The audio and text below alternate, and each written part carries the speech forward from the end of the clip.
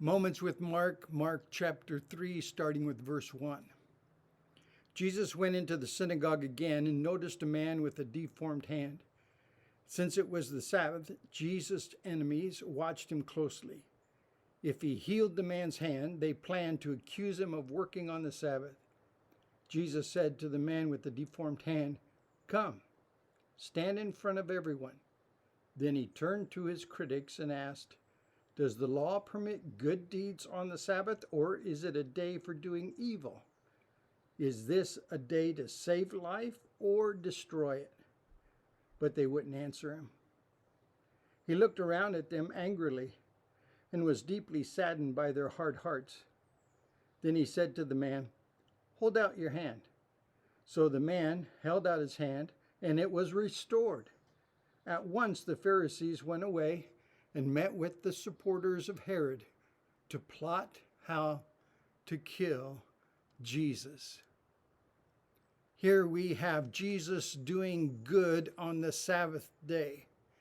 In chapter 2, at the end of the chapter, Jesus was criticized for doing something on the Sabbath day there as well. So these verses show us Jesus working a miracle right there in the Jewish synagogue on the Sabbath day. Jesus heals a man with a deformed, or we might say shriveled hand, verse 1. Jesus was always doing good. Matter of fact, that was one of his character traits, that wherever Jesus went, he was doing good. Shouldn't we follow in his footsteps? In 1 Peter chapter 2, verse 21, it says we should follow his steps, follow his example, and do good and be good in this world we live in. I think there's some principles here that we can learn from this short story. In verse 2, it says that the enemies of Jesus were watching Jesus closely.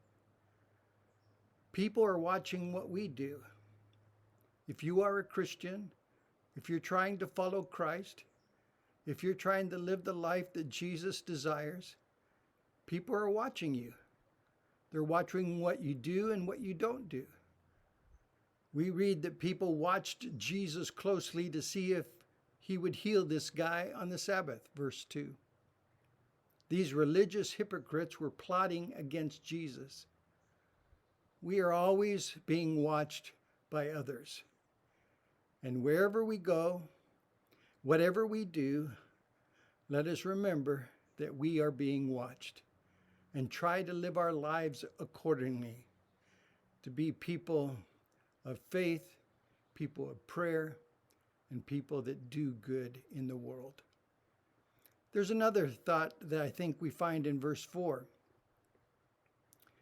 Jesus says, "Is it okay to do good on the Sabbath?"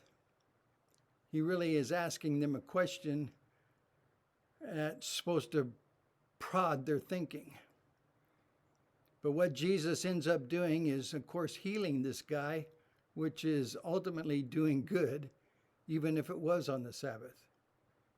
I think we find a principle here that doing good is always appropriate.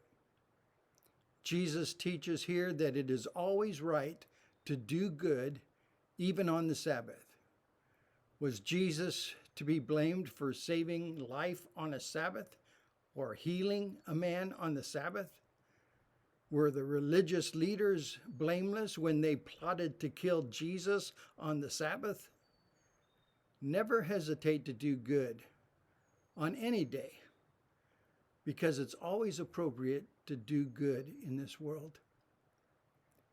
In verse 5, we see an interesting phrase about Jesus, that he was angered by and at his enemies.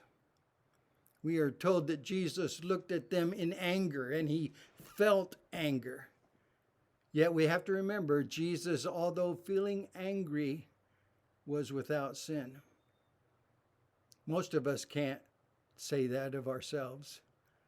Sad to say, most of the time when we're angry, it is for ungodly reasons, unholy reasons. Now, there is an anger which is okay. Anger at injustice in our world. an anger that is right and not sinful.